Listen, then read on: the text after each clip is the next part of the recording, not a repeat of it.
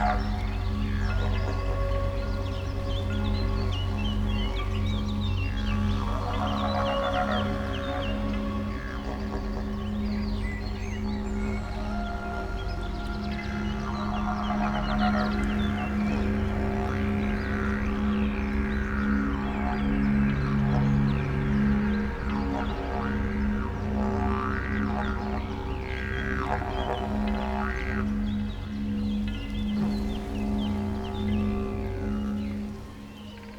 said to the guys, I said, when we speak language, country listens. I said, and country starts to wake again, because that old language that we speak is, as you know, it's thousands and thousands of years old. So when we speak our old language from our elders, the land remembers our language. It remembers the language. The language is familiar to the land, and then the land comes alive again. It moves again, and that's the spirit going through the land. That because the old people, they've been wounding, they've been asleep for a long time, and that old language has been wounding.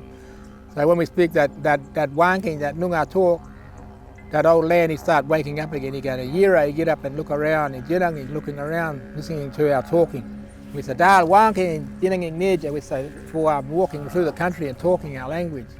Kooliny Nija Debakarn, we say, Debakarn Nija, we walking through our country. And with Dal Wangkiny, we're talking our language to our country again. The country is the Boodja. The Boodja is the land, the mother, and the mother of all, everything that's in the country. Been able to actually hear him talk about the power of language, stories and song, particularly, and him saying just being in the space and being in the country, he had songs going through his head so he could hear it, and just thinking, oh gosh, that's amazing.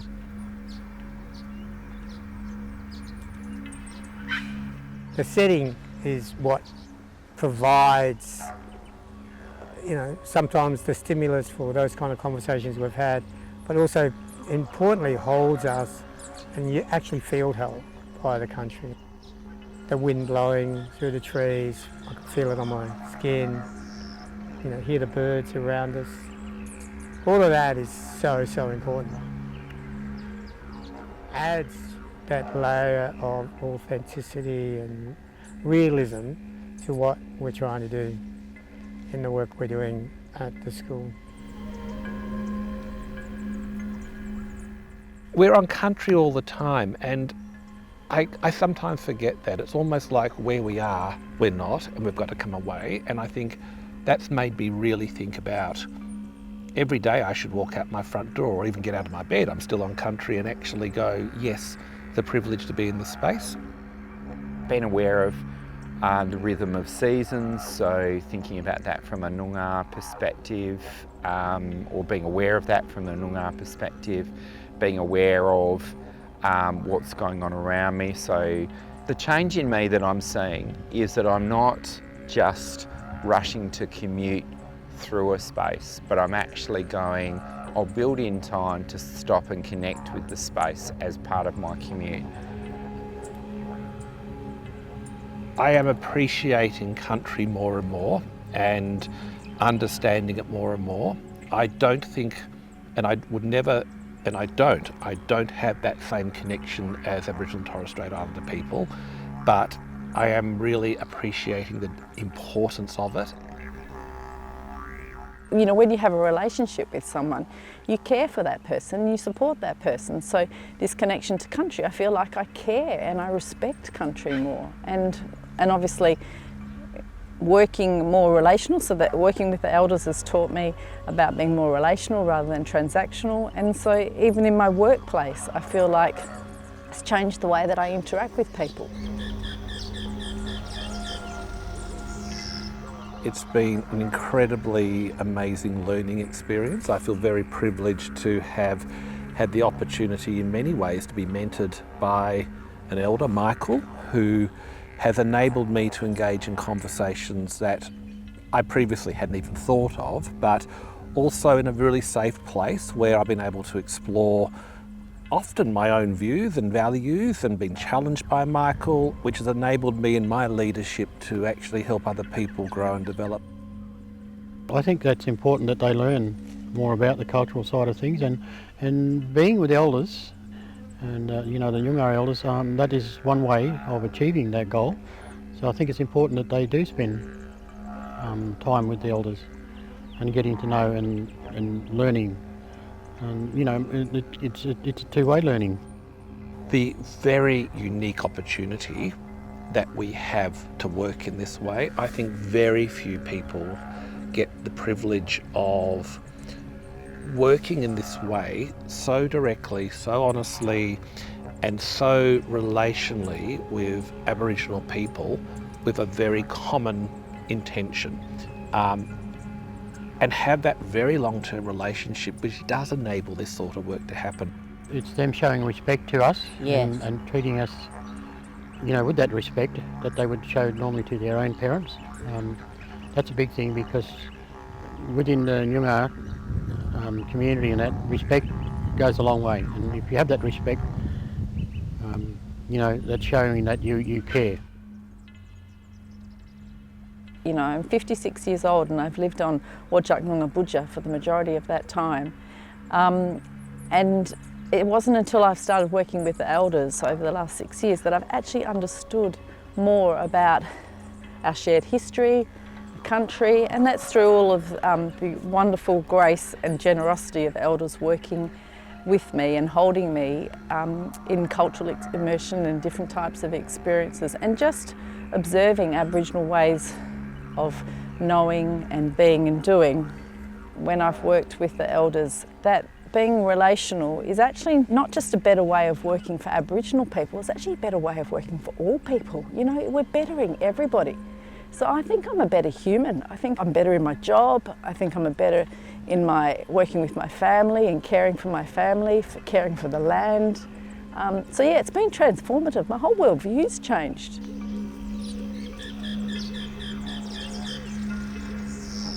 So what I really learned from the elders that I've taken into my teaching is sharing a little bit about who I am and where I'm from, and I find giving the students that it helps them to connect with me as a person and me to connect with them in a way that's very different, and sort of building that relationship from me just standing in front of them as a teacher and I have to give you this knowledge, but it has really helped me open up as a person and forge those connections and see the importance of that in the work that I do.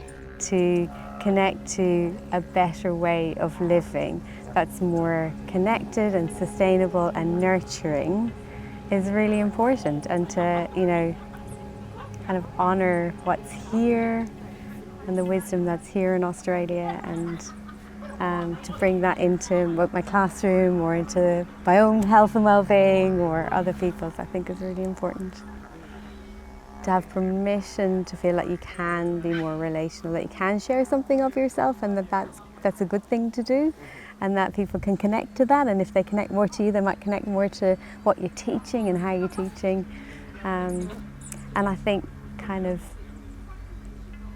making sure you're honouring different ways of working in the world. I think it's very interesting as a health practitioner, you were taught about therapeutic spaces where you don't over-disclose, and I think this has really challenged some of that very, I'm going to call medical model thinking about you don't expose yourself to other people, it's unsafe, where I think this actually probably creates more safety. I think people who know you better actually understand you better and appreciate you as a person. Connecting with community Yeah. is important, and if they're doing it that way, it'll be fantastic, because you know, if we teach them, well, they can bring it back to the community and pass it on through the community that way, so it'd be good. And don't get me wrong, we learn from them as well. We actually have 4,000 students in our school. They are going to go out when they graduate and work with also, you know, a range of different people to help people have better health and social care outcomes. So if you think that the scope, the sphere of influence that we have, if we get our curriculums right, if we help our staff become more culturally capable in teaching all students, and so our graduates go out into the workforce and help make health and social care more accessible and culturally safe for all peoples, the influence and the impact of that in terms of health and well-being for our communities is massive. So we actually have the potential to do all sorts of amazing things. So there's lots of students who, who say occupational therapy students who are involved in yarning with elders, that they feel more confident and have more capacity to work with Aboriginal and Torres Strait Islander patients. One of the students one day, towards the end of the yarning experience, we were asking the students about what was the impact of them having the opportunity to work with the elders.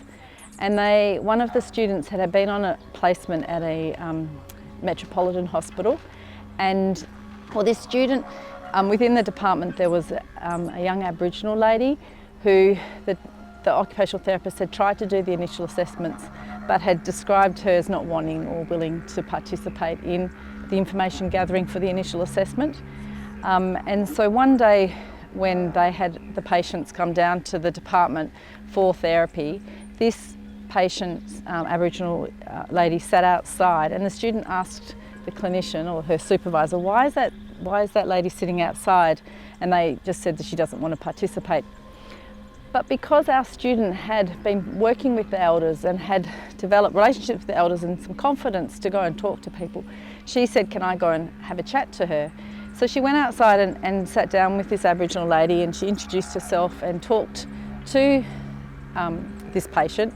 And through the process of yarning and being relational and taking on the advice of what the elders had suggested in terms of how to talk with Aboriginal people, she sat outside and talked to this lady for at least half an hour, and she did the whole initial assessment through the process of yarning and got all the information that they needed so that they could provide the best possible care for her.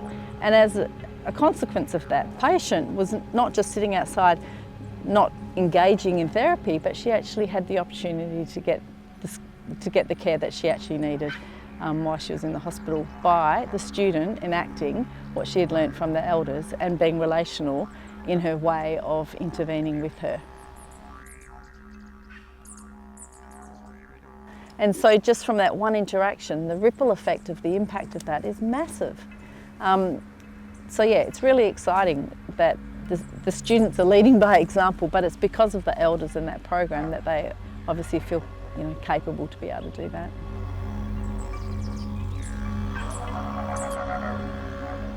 Seeing all the natural things like the birds, the animals and trees, like the mob of kangaroos was out there, you could see that they're a community. It looks like, they were looking after one another. So I think that's what we need to do, is that community. It's been a great journey, and it will be a journey forever. And that's where, for me, this is never complete. And I think we continue to strive for better. We will always get to better, but we're never going to get there. And as long as we accept we're not going to get there, we will be fantastic because we'll just keep the journey going.